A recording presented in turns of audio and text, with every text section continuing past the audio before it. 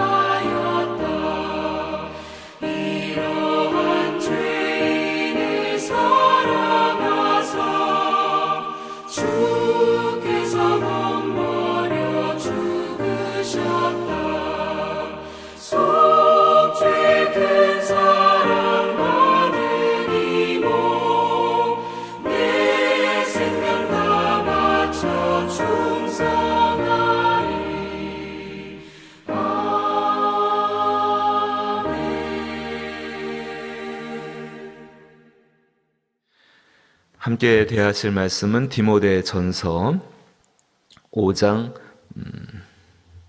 8절 말씀입니다. 디모데전서 5장 8절 말씀, 신약성경 340면에 해당합니다. 디모데전서 5장 8절 말씀 찾으시고 한 절 같이 읽어보죠. 디모데전서 5장 8절 말씀 같이 읽습니다. 누구든지 자기 친족, 특히 자기 가족을 돌보지 아니하면 믿음을 배반한 자요 불신자보다 더 악한 자니라. 아멘. 사랑하는 성도 여러분, 우리가 세상을 살아갈 때 우리는 마치 그 청실과 홍실이 얽혀 있는 줄처럼 인간의 도리와 신앙의 도리를 함께 행하며 살아가야 합니다. 어느 것이 크다 작다의 이야기가 아니라 인간의 도리를 기초로 하여서 신앙의 도리가 발전되고 향상되어지고 하나님은 인간의 도리를 다 아는 사람을 통하여서 신앙의 놀라운 것들을 만들어 가시기 때문에 그러합니다. 신앙의 도리와 인간의 도리와 신앙의 도리가 결코 구분되어 있는 것이 아닙니다. 오늘 말씀을 보게 되면은 8절 말씀에 다시 한번 제가 읽어보면 누구든지 자기 친족 특히 자기 가족을 돌보지 아니하면 믿음을 배반한 자요 불신자보다 더 악한 자니라 라고 말씀을 하고 있습니다. 굉장히 강력하게 이 사도 바울의 디모데에게 굉장히 강력하게 이야기하고 있는 것입니다.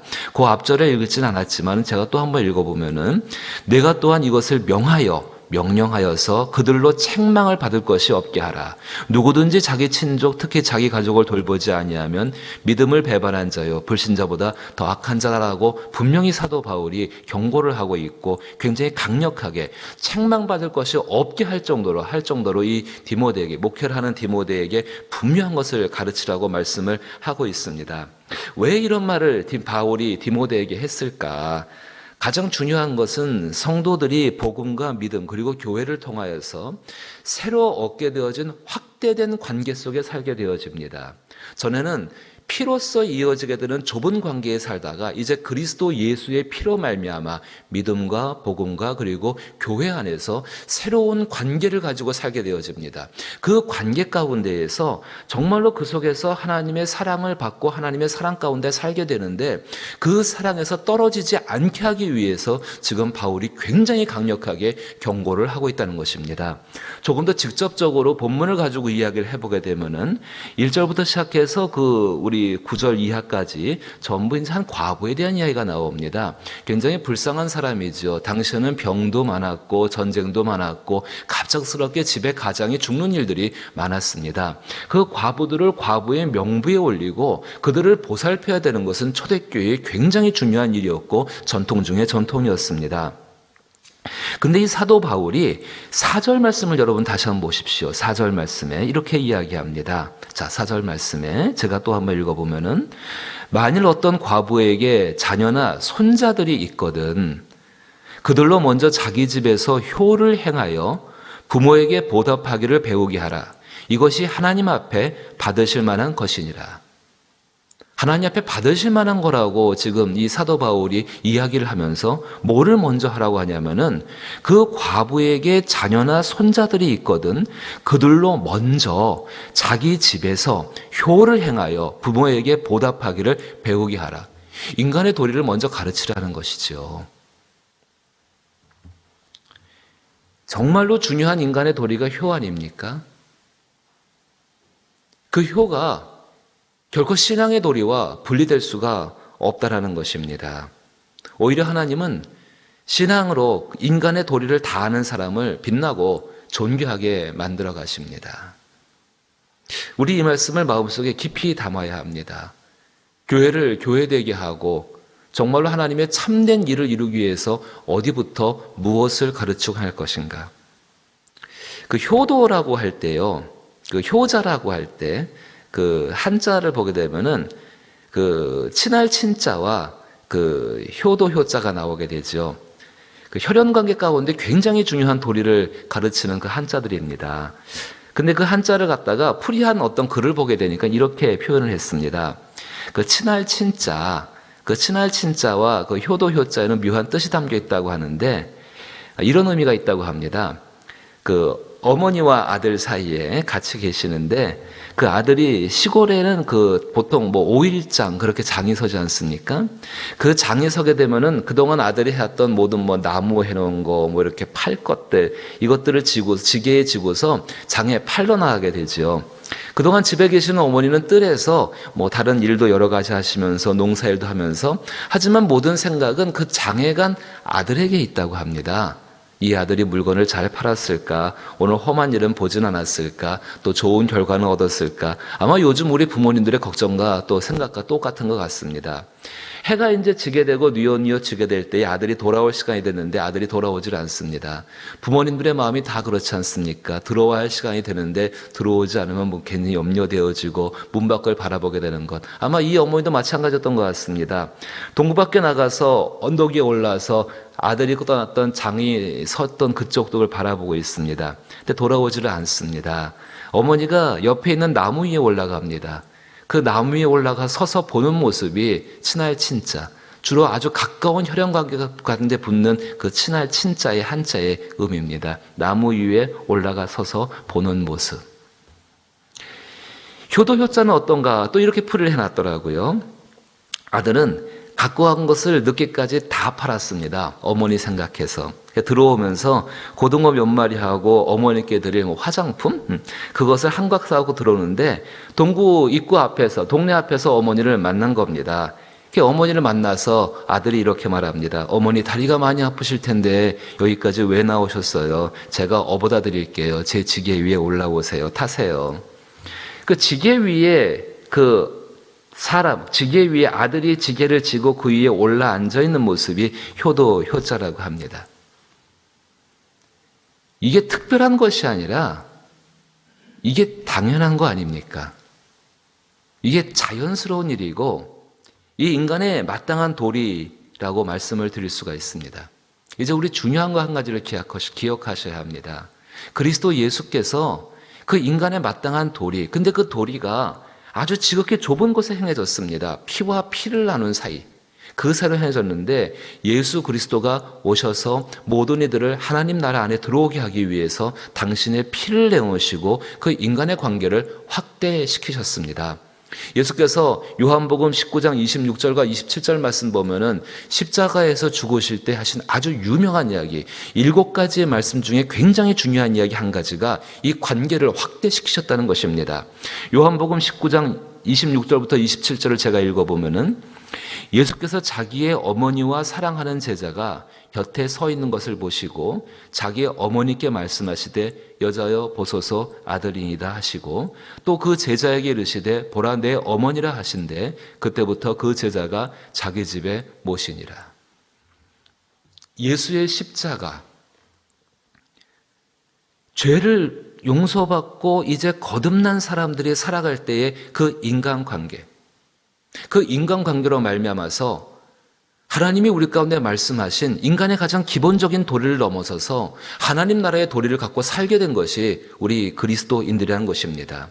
성경에서 제5계명 있죠. 내 부모를 공경하라는 계명은 예수로 말미암아 이제 위의 사람과 또 동등자들과 또 아랫사람들에게 그 인간의 도리를 다해야 되는 것, 그 다함으로 말미암아 그 인간의 관계 속에서 하나님 나라의 의와 화평과 하나님 나라의 능력들이 이루어진 것들을 우리는 경험하며 살게 된 것들을 예수께서 십자가 위에서 친히 행해 주셨다는 사실입니다. 그리스도인들로 하여금 성령의 인격적인 성령이 우리 가운데 베푸시는 그 신의 성품, 그 신의 성품에 참여할 수 있는 것이 신앙 안에서 서로를 향해서 인간의 도리를 다하며 살아갈 때 우리는 그것을 경험할 수가 있습니다. 애굽에 있었던 이스라엘 백성들을 잠깐 생각해 보지요. 애굽에서 노예 생활을 하던 그 이스라엘 백성들, 그 백성들을 지배하는 것, 노예 생활을 할 때입니다. 그 노예 생활을 지배했던 것들은 인간적인 본능들이 그들을 지배했습니다. 근데 사실 그 인간적인 본능으로 서로가 서로를 대하며 살아간다는 건 그건 사실은 짐승과 그렇게 크게 차이가 없는 겁니다. 가장 힘이 센 사람들, 인격적인 관계가 아니라 힘이 세고 능력이 많은 거, 정말로 필요하면 소유하고 필요 없으면 버려버리는 거, 뭐 그런 것들. 하나님께서 이스라엘 백성들을 건져내시지요. 애굽에서 분명히 그들을 구원해 내십니다. 그리고 이제 광야 가운데로 지나가게 하시고 가나안 땅에 들어보내기 전에 그들에게 법을 주십니다. 그 법이 바로 각 법의 기초가 십계명입니다. 근데 보십시오. 자, 노예 생활을 할 때 이스라엘 백성들을 지배했던 것은 인간적인 본능이었습니다. 자기가 좋아하는 것, 자기가 원하는 것, 그것을 얻기 위해 하는 것들 전부 인간적인 본능이었습니다. 근데 그 본능 가운데에 하나님의 법이 들어옵니다. 율법이 들어오게 되는 것입니다. 그것이 십계명입니다. 그 십계명을 행함으로 말미암아 인간적인 본능으로 살던 삶에서 이제 하나님 법인 하나님 말씀을 따라 삶으로 말미암아 본능적인 삶과 구분되는 존귀한 삶 가운데 살게 될 수 있다라는 사실이 되었다는 것입니다. 그것이 율법의 특징입니다. 전에 있던 죄의 모습을 발견케 하고 그 죄를 짓지 않게 하는 것이 율법의 기능인데, 그로 말미암아서 정말로 그로 말미암아서 이전과는 다른 사람들, 그 십계명을 가진 백성들은 이스라엘 백성들 뿐이지요. 모든 백성들, 애굽의 그 화려한 문명을 가진 그 사람들도 그런 법을 갖지를 못했습니다. 오직 그들은 그 안에서 그들과 다른 존재가 되어지고 그로 말미암아서 신의 성품에 참여할 수 있는 사람들이 될 수 있는 길들을 갖게 되어졌습니다. 근데 약점이 한 가지 있었습니다. 인간이 스스로 하나님이 요구하시는 모든 율법의 요구들을 다 만족시킬 수가 없습니다. 제5계명인 내 부모를 공경하라. 어디 자녀된 입장 되신 분들에게 물어볼까요? 정말 완벽하게 공경하십니까? 효를 행한다고 하지만은 마음속에 다 아쉬움이 남을 수밖에 없는 것이 모습이고, 더 안타까운 것은 효를 행하기도 전에 부모님이 먼저 세상을 떠나버리신 것이 또 우리 가운데 있는 우리 삶의 모습 아니겠습니까? 하나님께서 주신 십계명이 인간의 성품에, 하나님의 성품에 참여하는데 부족하다는 이야기가 결코 아닙니다. 인간 스스로가 그 율법이 요구하는 것을 다 만족시킬 수 없는 죄를 갖고 있기 때문에 그러합니다. 예수님이 어떤 분이십니까? 우리 가운데 오셨을 때에 그 모든 요구를, 죄가 없으신 분이 그 모든 요구를 완벽하게 만족시키심으로 말미암아 모든 도리를 다 행하심으로 말미암아 우리로 하여금 신의 성품에 참여할 수 있는 길들을 여셨고, 이제는 우리가 행함이 아니라 그 예수가 행하신 것이 바로 나의 것이라고 믿는, 약속을 믿는 그 믿음 가운데에서 그 길에 나갈 수 있게 됐다는 사실 아닙니까? 베드로후서 1장 3절 4절에서 베드로는 이 진리를 이렇게 설명합니다. 그의 신기한 능력으로 생명과 경건에 속한 모든 것을 우리에게 주셨으니 이는 자기의 영광과 덕으로서 우리를 부르신 이를 알므로 말미암아 이로써 그 보배롭고 지극히 큰 약속을 우리에게 주사 이 약속으로 말미암아 너희가 정욕 때문에 세상에서 썩어질 것을 피하여 신성한 성품에 참여하는 자가 되게 하려 하셨느니라. 사랑하는 성도 여러분, 성령의 충만한 가운데 살게 되기를 원하시지요. 그럼 이 예수 그리스도 안에서 우리가 할 수 있는 인간의 도리를 다하기를 축복합니다. 그 도리를 무시한 채로 하나님 나라를 경험하기는 참 어렵습니다. 종종 우리는 어떤 이유, 어떤 조건들 때문에 교회 가운데 헌신하는 것이 최고의 신앙의 삶이라고 알고 있는데 사실은 한 부분적인 이야기입니다. 그렇지 않습니다. 하나님의 법을 잘 지키는 사람은 인간의 법도 잘 지킵니다. 하나님을 사랑하는 사람은 인간을 사랑합니다.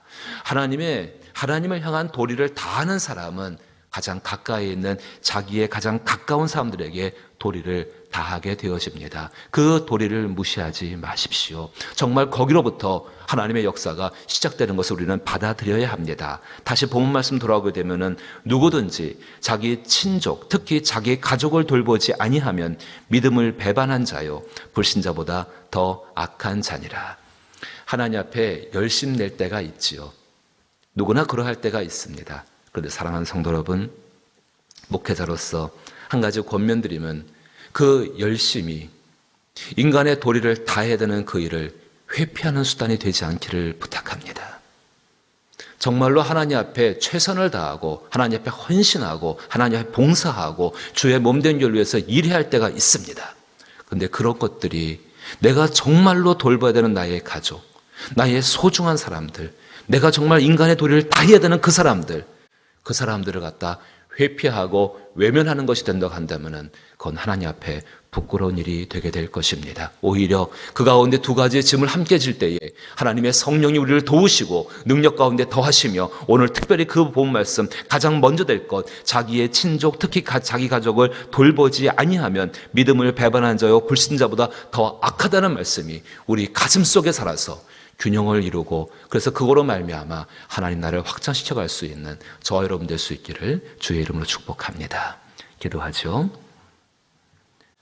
놀라우신 아버지 하나님, 우리가 그동안 하나님의 일에 열심 낸다 하면서 마땅히 행해야 되는 사람들, 인간의 도리를 다하지 못했다고 한다면은, 또 그것이 하나의 회피의 수단이었다고 한다면은 우리로 하여금 깨닫게 하시고 부끄러워하게 하여 주옵시며 돌이켜 하나님의 은혜를 구하며 이 모든 것들을 다해 나갈 수 있는 능력과 지혜들을 구하게 되기를 원합니다.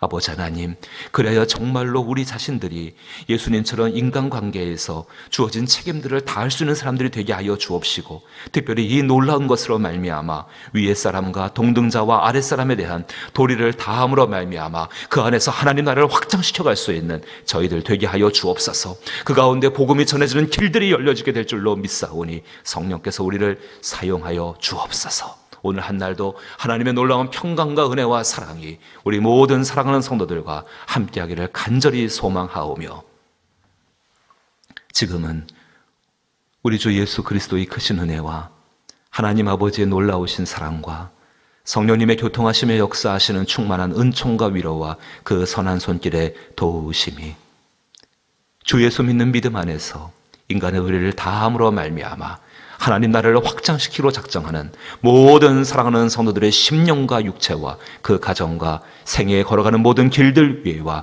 교회와 나라 위에 이제로부터 영원토록 함께 계실지어다. 아멘.